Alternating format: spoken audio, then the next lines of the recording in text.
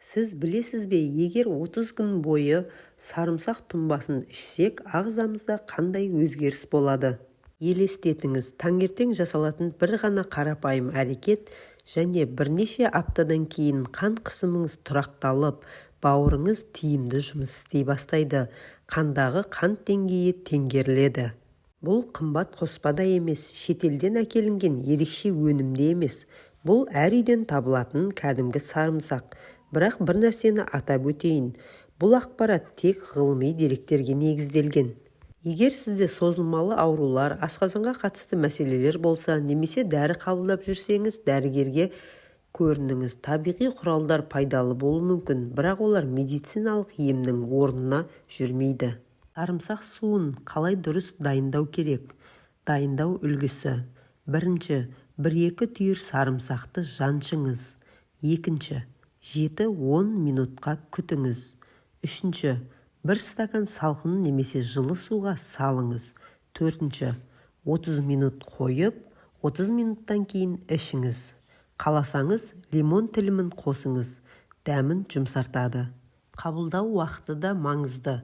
Асқазаныңыз сау болса, таңертең аш қарынға, асқазаныңыз сезімтал болса, таңғы астан кейін. Егер ауырсыну байқалса, тоқтату керек. Егер осы әдетті 30 күн бойы жасасаңыз, қандай өзгерістер болуы мүмкін? Бірінші апта. Алғашқы күндері ас қорыту жүйесінің жұмысы тұрақтала бастауы мүмкін. Кейбіреулер жеңілдік, сергектік байқайды. Қан айналым жақсарып, ағзадағы табиғи тазарту процесі белсенді жүреді. Екінші аптада қан айналымның жақсаруы айқынырақ сезілуі мүмкін. Мысалы, бұрын суық болатын қол аяғыңыз жылырақ бола бастайды. Қан қысымы жоғары адамдарда көрсеткіштер тұрақтылығы байқала бастайды. Үшінші аптада көпшілігі энергияның артқанын сезеді. Шаршау азайып, ұйқы сапасы жақсарады. Қабыну процесі бәсеңдеп, буындардағы жайсыздық азайып, терінің тазаруы байқалады. Төртінші апта. 1 айдан кейін кейбір адамдар анализ тапсыру арқылы оң өзгерістерді байқай алады. Иммундық жүйе күшейіп, маусымдық суық тиюге төзімділік артады. Ескертетін жағдай, сарымсақ жүйелі түрде қолданғанда ғана өз нәтижесін көрсетеді. Сарымсақ өте пайдалы көкөніс. Құрамы ақуызға, көмірсулар мен 400-ден аса биологиялық белсенді элементтерге бай. Бір түйірін жегеннен кейін қан айналымның жақсарып, зат алмасу жұмысы реттеле бастағанын сезесіз. Сонымен қатар, аурудың алдын алу мақсатында немесе суықтап қалған жағдайда ем үшін жейтіндер де бар. Сарымсақ құрамында ең күшті бактерияға қарсы аллицин деген зат бар.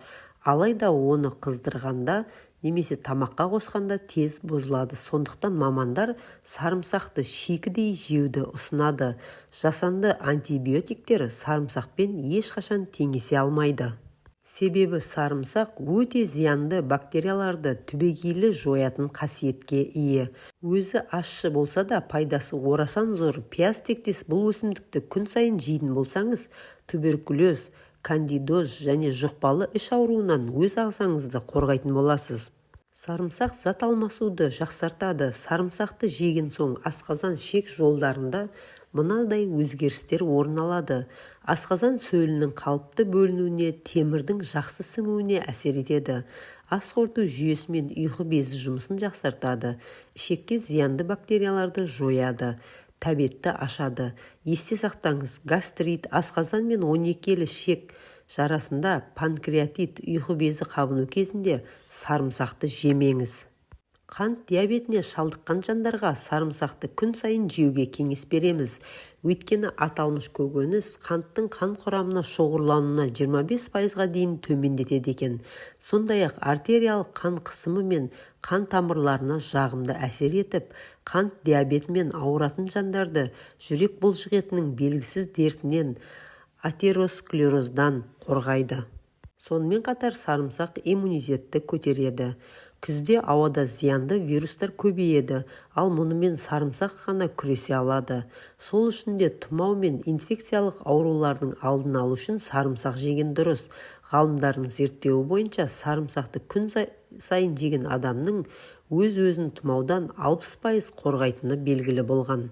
Сарымсақтың өткір иісі адам жанын тыныштандырып, тыныс алу жолдарын тазартады. Сондықтан да ескіден келе жатқан халық емі бойынша ұйқы бұзылғанда, тыныс алу жолдары бітелгенде сарымсақты жастықтың астына қойып жатқан пайдалы.